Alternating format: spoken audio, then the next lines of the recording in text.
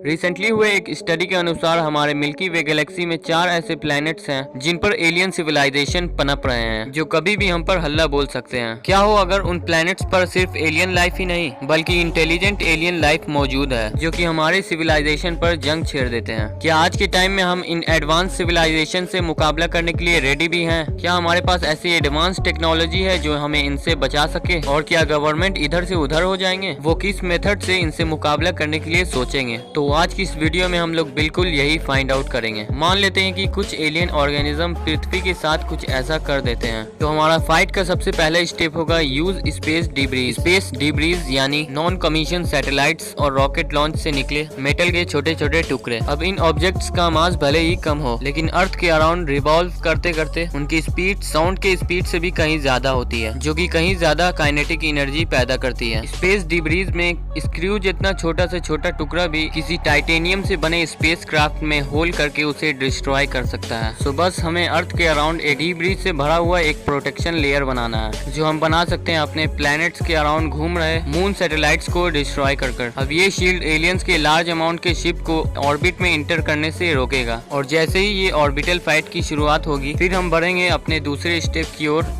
Attack during entry. जैसे ही कोई space craft अर्थ के एटमॉस्फेयर में इंटर करता है, तब एयर के साथ हो रहे फ्रिक्शन की वजह से सन के टेम्परेचर से दुगना टेम्परेचर को फेस करना पड़ता है। इतनी एक्सट्रीम हीट और थर्मल एनर्जी स्पेस क्राफ्ट के बहुत सारे कम्युनिकेशन डिवाइसेस और ऑन बोर्ड सेंसर्स को नाकाम कर देती है। अब अगर एलियंस स्पेस क्राफ्ट को भी ऐसे इफेक्ट्स को फेस करना पड़ता है, तो उसी समय हम यूज करेंगे terminal high altitude area defence system, जो यूएस की एक anti ballistic missile defence system है, जिसे शॉर्ट मीडियम इंटरमीडिएट रेंज में बैलिस्टिक मिसाइल को शूट डाउन करने के लिए डिजाइन किया गया है। इससे होगा ये कि उनके सेंसर्स काम करना बंद कर देंगे। अब अगर सेंसर्स ही नहीं होंगे तो वो किसी ऑब्जेक्ट को डिटेक्ट ही नहीं कर पाएंगे, और जैसे ही उनके सभी सेंसर्स डीएक्टिवेट हो जाएंगे तो फिर आएगी स्टेप 3 की बारी, न्यूक्लियर वॉर। इसमें हम यूज करेंगे गोरिल्ला वॉरफेयर, जो कि best of the best tactics में से है। इसमें होता यह है कि आप बिना एनिमी पर उसकी जानकारी के हमला कर देते हो। पहले तो हमारी आर्मी को 2 टुकड़ों में डिवाइड किया जाएगा। जब पहली वाली टुकड़ी वॉर में हमला करेगी,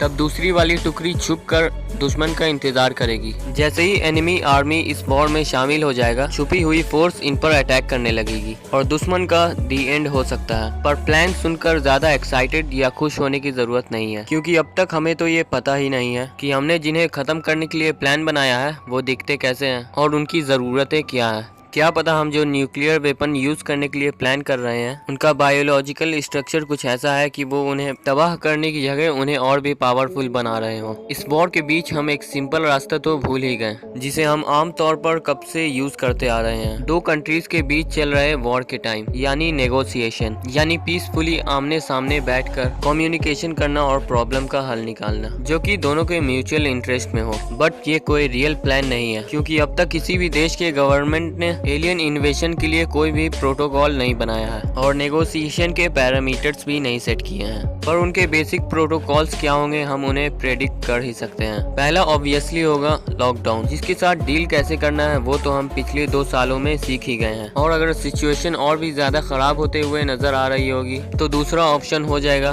कोल्ड वॉर दौरान बनाए गए बड़े बड़े बंकर्स, जिसमें लाखों लोगों को आराम से छिपाया जा सकता है। ऐसे ही इंटरेस्टिंग वीडियोस के लिए सब्सक्राइब करें मेरे चैनल कबीर टॉक को।